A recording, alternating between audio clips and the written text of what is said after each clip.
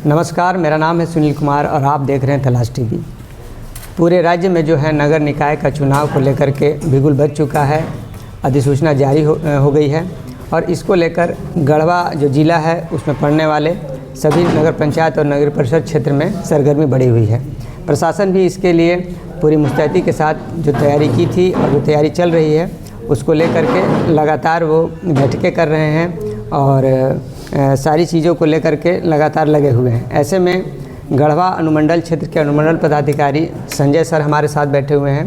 ये मझियाँ क्षेत्र के लिए निर्वाचित पदाधिकारी भी हैं और साथ ही साथ गढ़वा नगर परिषद जो क्षेत्र हुआ इसके लिए ये विधि व्यवस्था का वर्क भी देख रहे हैं। इनसे हम बातचीत करेंगे और जानकारी लेंगे कि आखिर चुनाव को लेकर के क्या हो रहा है और जो भी प्रत्याशी जो आएंगे उनको क्या सावधानी बरतनी है, किन नियमों का ख्याल रखना है, ये सारी बातों की जानकारी लेंगे। सर, सबसे पहले तो आपका तलाश टीवी में बहुत स्वागत है। Thank you.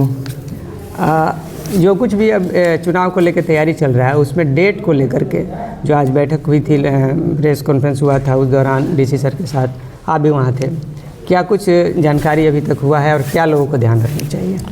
देखिए, आज से नॉमिनेशन फॉर्म बिकने शुरू हो गए हैं। 2 कैंडिडेट मझियाओं के जो संभावित कैंडिडेट हैं, 2 लोग नॉमिनेशन पत्र लेके भी गए हैं और अपनी जो नाजिर रसीद है वो भी कटवा के गए हैं। कल से नॉमिनेशन स्टार्ट होगा।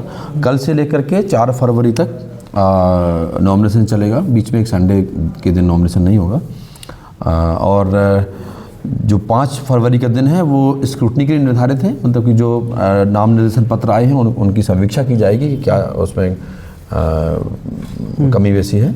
और 6 फरवरी शुक्रवार को अव्यर्थता यानी नाम वापसी जो दावेदारी है उसको वापसी का दिन है। 7 तारीख को प्रतीक आवंटन होगा, चुनाव का जो सिंबल होगा वो आवंटन होगा। और जो मूल दिन है जिस दिन का सबको इंतजार रहता है, मतदान जो है वो 23 फरवरी को है, सोमवार को, और मतगणना 27 फरवरी को है। तो ये संक्षेप में इस चुनाव का पूरा कार्यक्रम है। अच्छा, तो जो नाम निर्देशन पत्र जो लिया जा रहा है, नॉमिनेशन के लिए जो पत्र लिया जा रहा है, तो वो भी साथ साथ चलेगा और लोग जाके भरेंगे, दोनों साथ चलेगा? साथ साथ कोई ऐसा भी कर सकता है, कल ही खरीदे कल ही भर सकता है, या कल ले गया कोई मुहूर्त निकाल रहा, कुछ कर रहा है, उसको नहीं बोलो परसों भरना है, हम तो अमुक तारीख को भरेंगे, तो वो किसी भी दिन लास्ट तारीख 4 फरवरी के अपराह्न 3 बजे तक वो भर सकता है। पर डे 11 से 3 बजे तक यहाँ पर नॉमिनेशन वर्किंग डे में लिए जाएंगे। प्रत्याशियों को एक सबसे बड़ा मेन बात उन लोगों को ये सुनते हैं कि क्या क्या चीज़ हमको पेपर लगेगा, इसको लेकर के चर्चा रहता है। अक्सर हैं जो वार्ड पार्षद आदि कर लेते हैं, उन लोगों को बहुत ज़्यादा जानकारी नहीं होती है, तो क्या क्या उन लोगों को डॉक्यूमेंट्स लगेंगे, ऐसा कुछ है? तो नाम निर्देशन पत्र में सब कुछ लिखा होता है। अच्छा। और जो उनको एफिडेविट देना है उसका ही फॉर्मेट उसी में लगा है, जो उनका सब अंडरटेकन देना सब उसी में है, नाम निर्देशन पत्र में ही है। और जो अगर किसी को नहीं कुछ समझ में आता है तो हर जगह हेल्पलाइन है, यहाँ भी पूछ सकता है।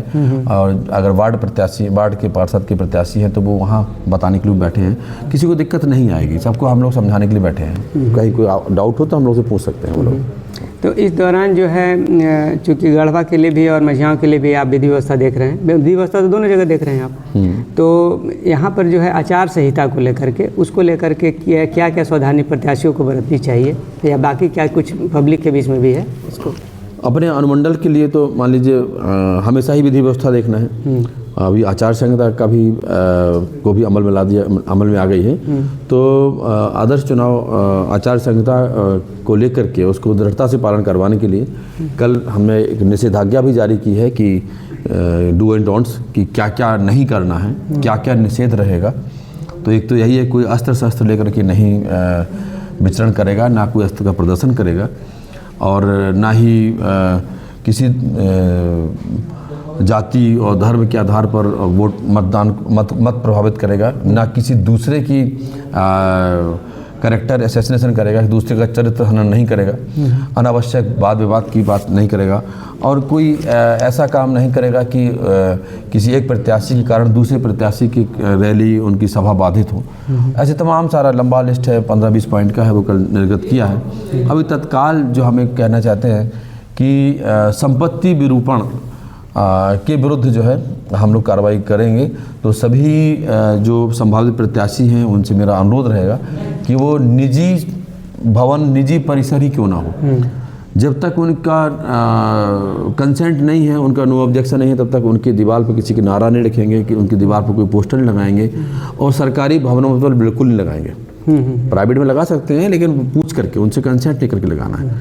और निजी मतलब सरकारी भवन में तो प्रचार प्रसार, नारा, सामग्री कुछ ऐसा नहीं लिखेंगे, अन्यथा उस पर कार्रवाई की जाएगी। और कोई भी सभा करते हैं या कोई जुलूस का आयोजन करते हैं तो पहले से उनको परमिशन लेना है, तभी वो उस दिशा में उनको आगे बढ़ना है। बिना परमिशन के ऐसे कोई काम नहीं करना है। अच्छा, बहुत से प्रत्याशी ऐसा है जिनका कुछ पोस्टर लगा हुआ है, हालांकि चूंकि तो पॉलिटिकल, हाँ वही बात कर रहे हैं कि पॉलिटिकल वाला में तो होता था कि भाई उसको हटा देना है, सब उसको कहा जाता था, जैसे विधानसभा वगैरह का जो चुनाव होता है। जो उम्मीदवार है ही नहीं, कोई जातिगत पॉलिटिकल पार्टी बेस पे तो हो नहीं रहा, वही इसीलिए चर्चा है। अच्छा सर, और यहाँ विधि व्यवस्था को लेकर के, सुरक्षा को लेकर के क्या चल रहा है अनुमंडल लेवल पर, इस तरह कुछ कैसे विधि व्यवस्था, मतलब जिसे कहने का अर्थ है कि सुरक्षा व्यवस्था को लेकर के, उसको लेकर के भी विधि व्यवस्था के अंदर ही आता है, उसको बोलना चाहेंगे? नहीं, सेक्टर मजिस्ट्रेट्स हम लोगों ने लगाए हैं, और जो है जगह जगह अन्य दंडाधिकारी रहेंगे, स्ट्रॉन्ग रूम हमारे जिला पंचायती राज पदाधिकारी के स्तर से तैयारी हो गया है सारा। वो तो जहाँ जहाँ पुलिस प्रतिनियुक्ति की आवश्यकता होगी वो होगी, चेक पोस्ट भी बनेगी, सब कुछ रहेगा। वो तो जो एज पर नॉर्म्स इलेक्शन में जो होता है वो सारी चीज़ें डीसी सर की, एसपी सर के स्तर से होगा सब, और वो हो भी गया है, मैक्सिमम चीज़ें हो गई हैं। अच्छा, प्रशासन की ओर से मतदाता जागरूकता को लेकर के क्या कुछ किया जाएगा? और स्वीप कोषांग बना है जो हर चुनाव में लोगों को मोटिवेट करता है। और चूँकि छोटा चुनाव है, मान लीजिए कोई वार्ड का चुनाव लड़ रहा है, तो जो वार्ड पार्षद का प्रत्याशी होगा वो खुद हमारे लिए ब्रांड एम्बेसडर का काम करेगा, खुद घर घर जाएगा कि भैया निकालो वोट। तो लोकल इलेक्शन में यही रहता है कि सब एक दूसरे को वोटर भी जानता है कि कौन व्यक्तिगत, सबके एक दूसरे संबंध होते हैं। तो इसमें वोटर टर्नआउट अच्छा सामान्यता रहता है, लेकिन थोड़ा सा वोटर टर्नआउट जो घटता है वो इसलिए घटता है, कोई बाहर पढ़ने चला गया, कोई नौकरी कर रहा बाहर, तो उस चक्कर से थोड़ा बहुत घट सकता है। लेकिन स्वीप एक्टिविटी जहाँ होंगी, लोगों का अवेयरनेस पूरा है, और लोग तो इंतजार कर रहे हैं कि लंबे इंतजार के बाद जो है चुनाव हो रहा है, तो हमें लगता है कि वोटिंग परसेंटेज ठीक रहेगा। अच्छा, एक चीज़ और होता है, एक धन बल का प्रयोग होता है जनरली सब चीज़ में, तो इसके लिए क्या प्रावधान या रूल्स हैं, इसका कुछ आइडिया दीजिए। देखिए, अध्यक्ष पद के लिए नगर पंचायत में 5 लाख रुपए तक की सीमा है, और उनको जिस दिन पर्चा खरीदते हैं वो उस दिन से उनका काउंटिंग शुरू हो जाती है कि इतना पैसा खर्च हो गया है। और एक उनको व्यय पंजी मिलेगी कि आप इसमें मेंशन करेंगे कि क्या क्या आप जुलूस में कितना खर्च हुआ, रैली में कितना खर्च हुआ, बाइक में कितना, गाड़ी में कितना, कार्यकर्ताओं को खाना खिलाया कितना, सारा रहता है। उनको 5 लाख के अंदर ही उनको करना होता है। वार्ड पार्षद के लिए 1 लाख रुपए है नगर पंचायत में, नगर परिषद में 1.5 लाख है। तो व्यय पे हम लोग नियंत्रण रखते हैं, इसके लिए पूरा व्यय कोषांग बनाया गया है कि वो अनावश्यक धन का प्रयोग वो नहीं कर सकें। और कई बार जो आप बता रहे हैं चोरी छिपे इस प्रकार का जो प्रयोग करते हैं तो वो पकड़ाते हैं तो FIR होती है। विधानसभा चुनाव में देखा होगा बहुत सारे FIR हमारे यहाँ से हुई थी, सबसे ज़्यादा झारखंड में सबसे ज़्यादा FIR यहीं से हुई थी। तो उसके लिए आदर्श आचार संहिता कोषांग, MCC कोषांग होता है, वो सब पर कार्रवाई करता है।